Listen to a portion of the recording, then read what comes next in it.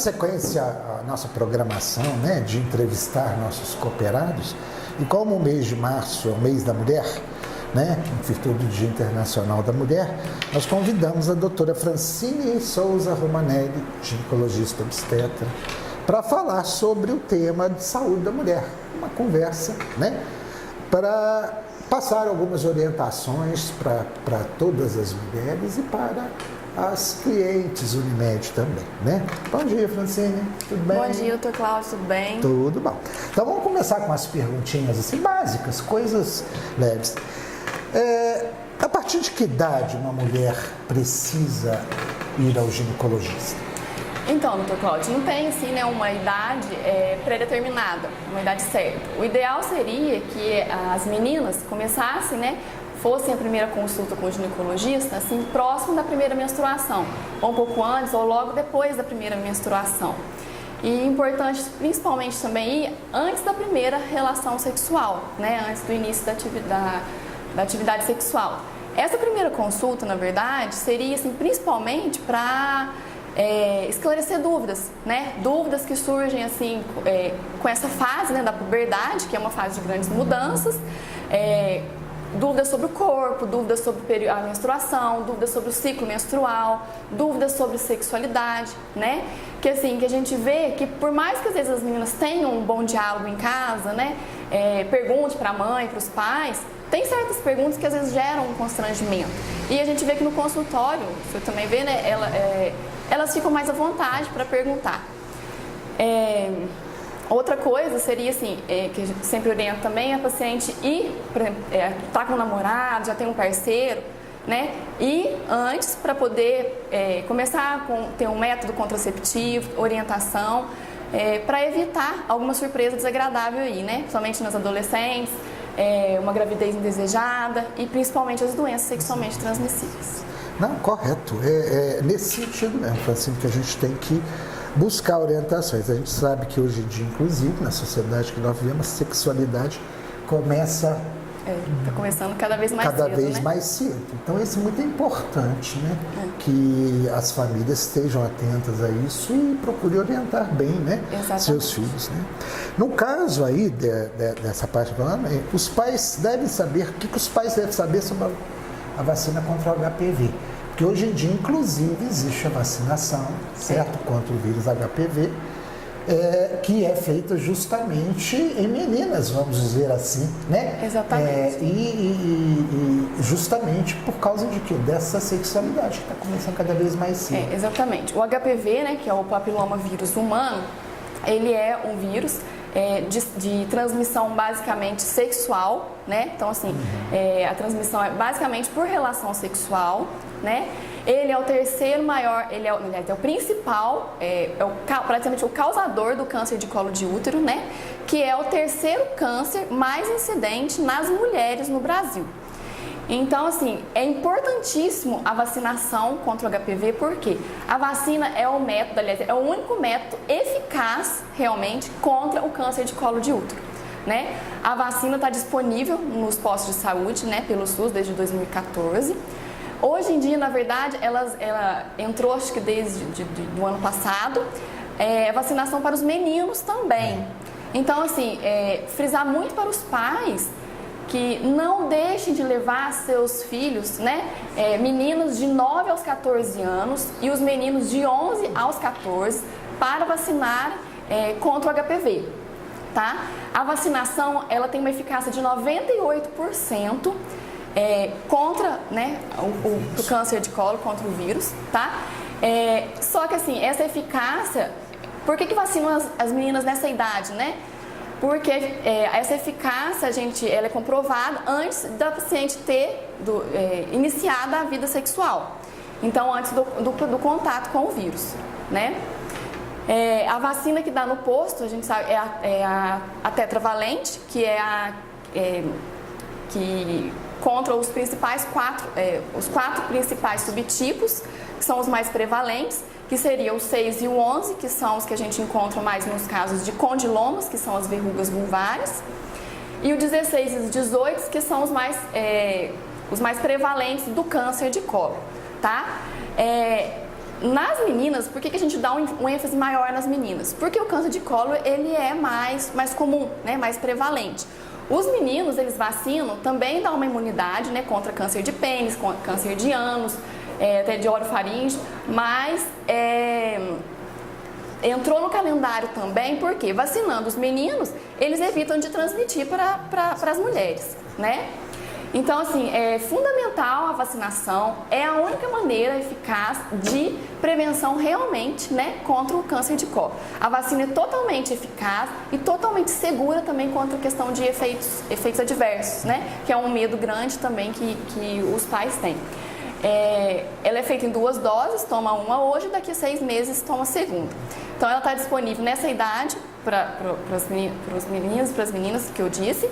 E assim, pacientes, né, que apresentam alguma imunossupressão, que no caso pacientes que são transplantados, pacientes com câncer, ou portadores do vírus do HIV, para esses pacientes, né, está disponível dos 9 aos 26 anos e para esses pacientes tomam 3 doses.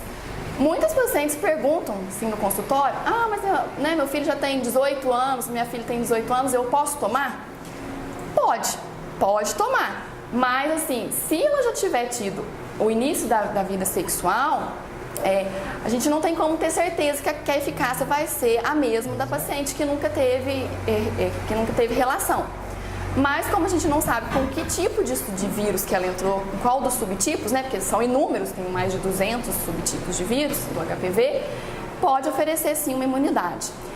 Só que essas pacientes, pelo sistema público, elas não conseguem. Elas podem procurar, né, até os 45 anos, as pacientes podem procurar em clínicas particulares para a vacinação do HPV, tá?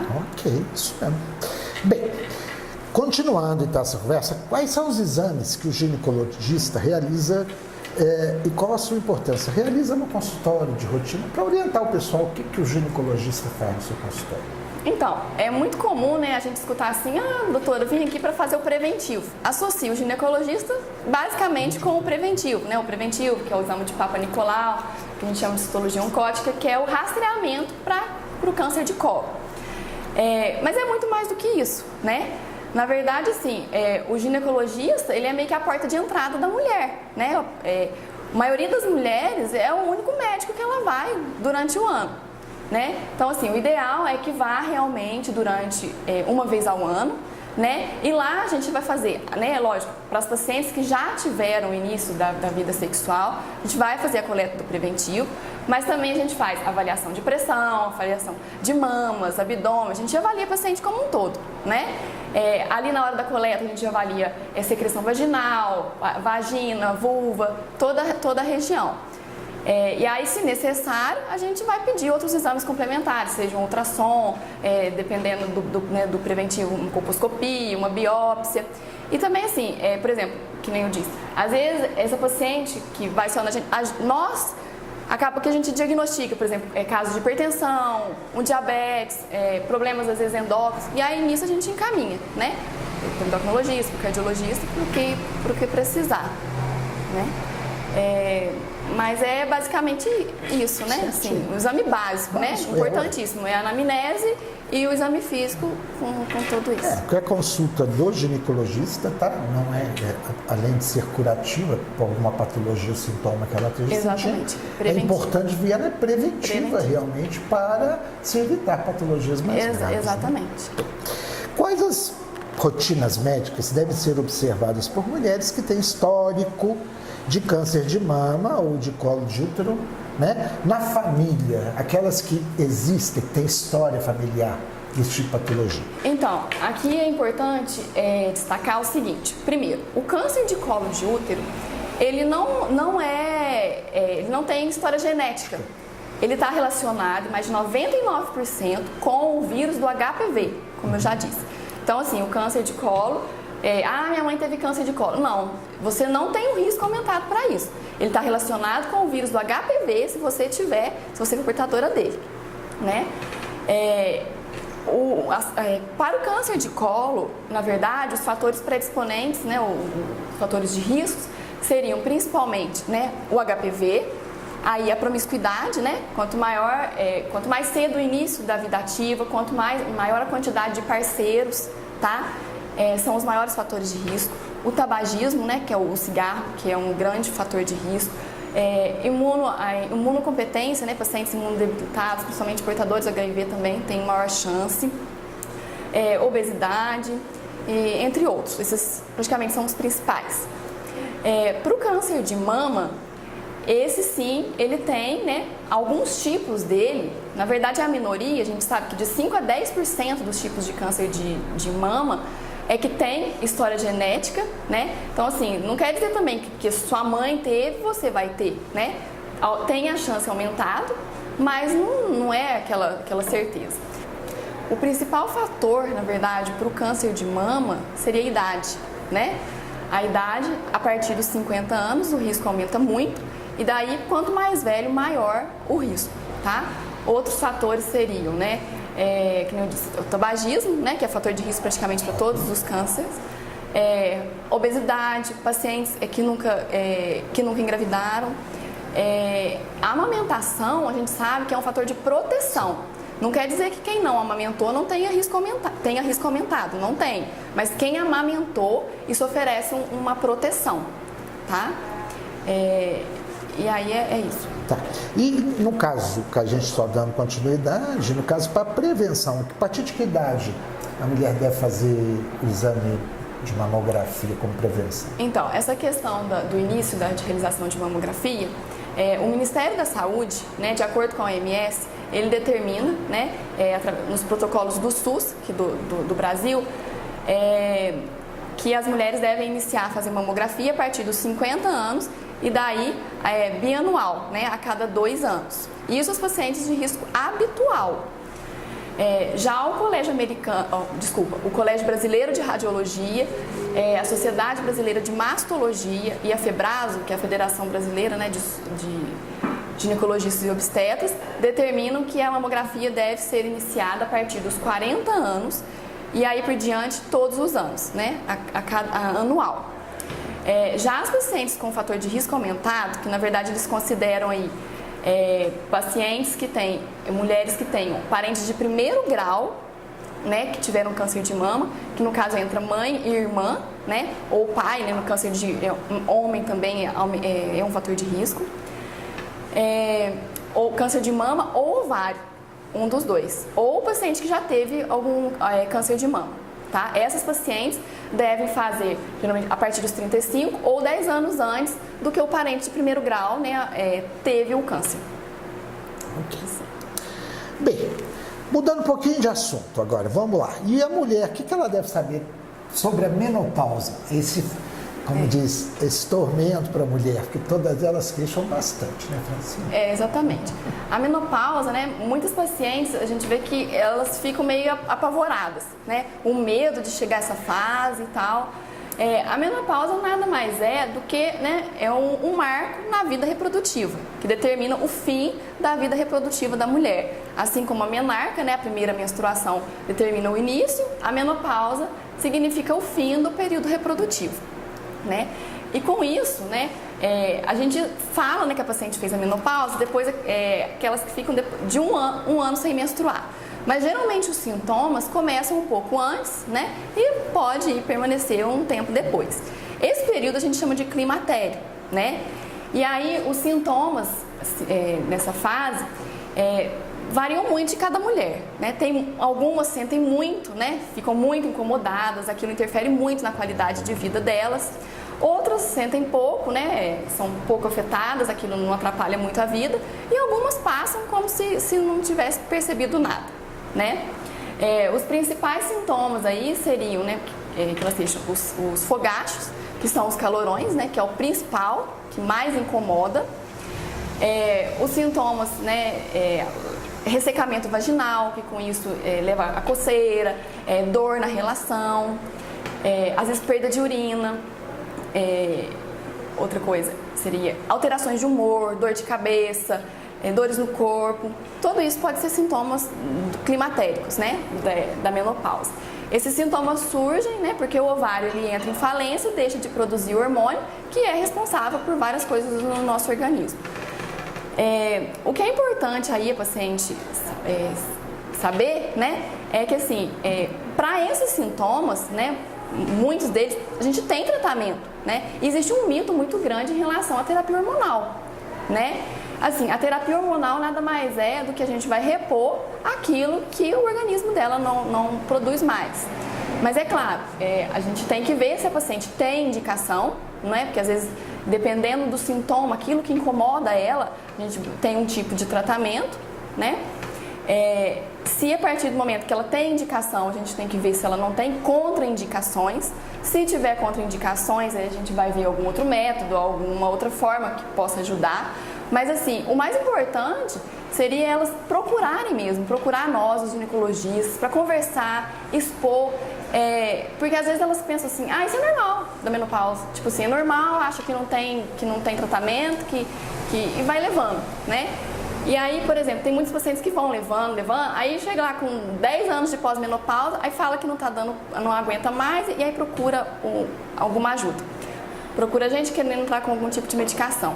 A gente sabe que a terapia hormonal iniciada até 10 anos após a menopausa, ela tem um efeito muito benéfico, né? Principalmente diminuindo o risco cardiovascular, né? Diminuindo hipertensão arterial, diabetes, formação de placa de aterosclerose, diminui a mortalidade geral, diminui perda de massa óssea, né, que aumenta o risco para osteoporose, diminuindo assim o risco de osteoporose, mas isso se iniciada antes de 10 anos do pós-menopausa. Após o período de 10 anos, não é mais indicado, geralmente, entrar com terapia hormonal para isso. Por quê? Aí nesses casos o risco pode aumentar, tá? Então assim, deixar, né, de ficar, escutei não sei quem falou que não pode isso, não pode aquilo. Procure seu ginecologista, né? Vai lá, converse, exponha quais são os seus sintomas. Não é a mesma medicação para todos, para cada um é um tratamento, para cada sintoma, para cada paciente é um tipo de tratamento, né? Mas eu acho que sim, a gente tem como sim melhorar a qualidade de vida, porque a gente tem que pensar que hoje em dia, com a expectativa de vida aumentando, mais praticamente 1/3 da vida da mulher é no período da menopausa. E a gente tem que ter qualidade de vida, né? Com certeza, com certeza. E eu costumo dizer muito, comentários, quando você fala assim, gente, medicina não é matemática, né? Não é igual 2 mais 2, 4. Cada paciente é um paciente diferente um do outro. Aquilo que muitas vezes as pessoas acham que faz bem para um paciente, não tem o mesmo efeito para um outro paciente, né? E é por isso que é muito importante esse contato com o médico, justamente para a gente poder avaliar a característica de cada um, né?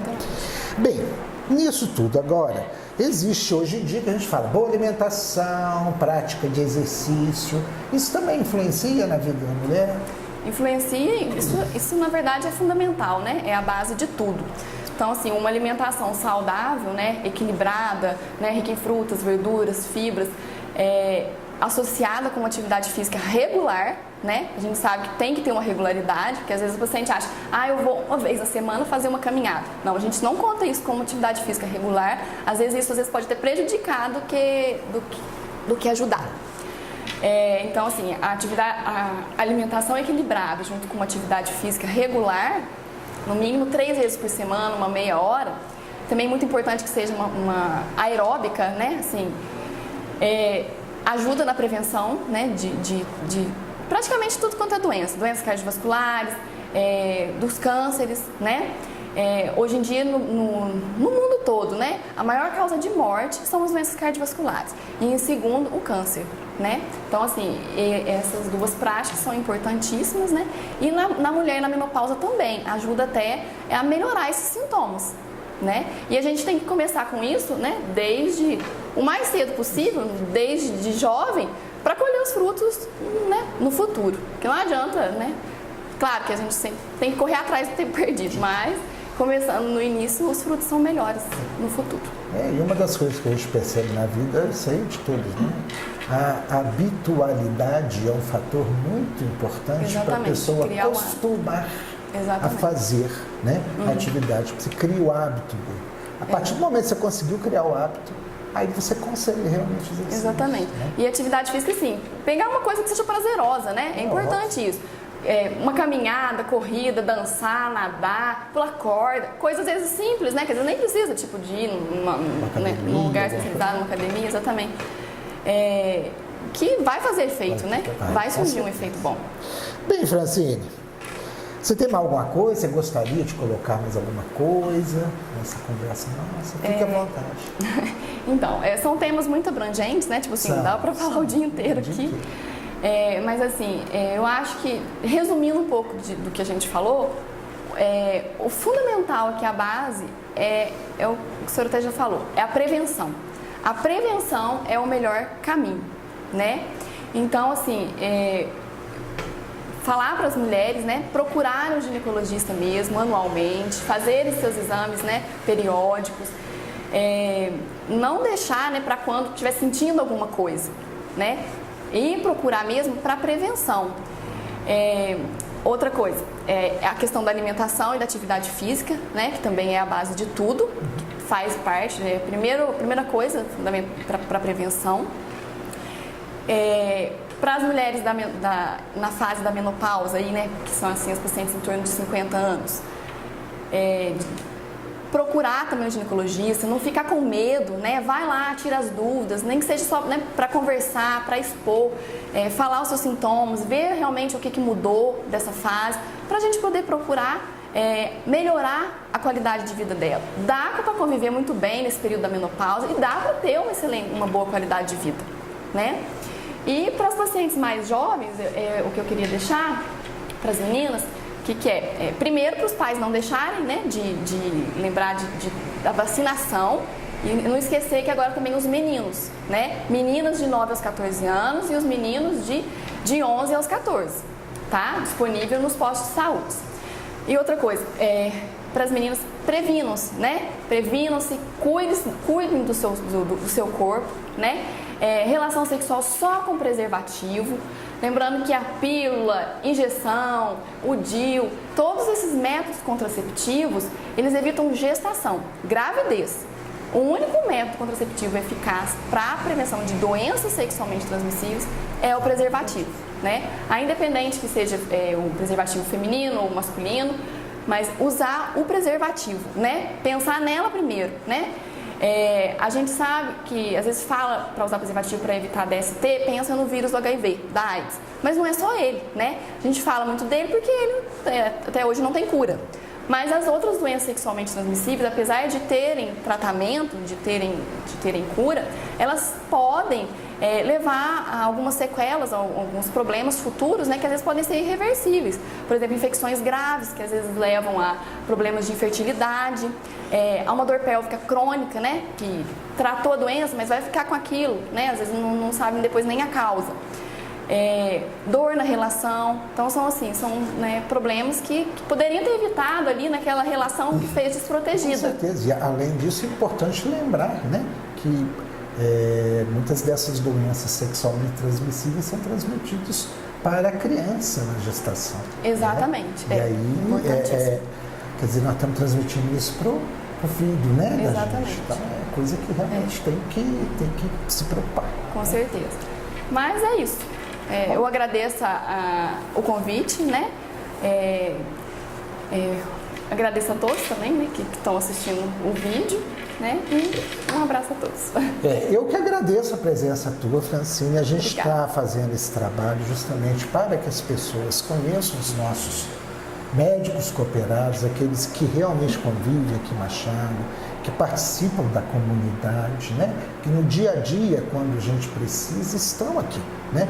Os médicos de fora ou aqueles que vêm e vão embora, no dia a dia, na hora que você precisa mesmo, não os encontra, né? Os médicos que residem aqui são aqueles que realmente, né, participam da comunidade e estão preocupados com ela.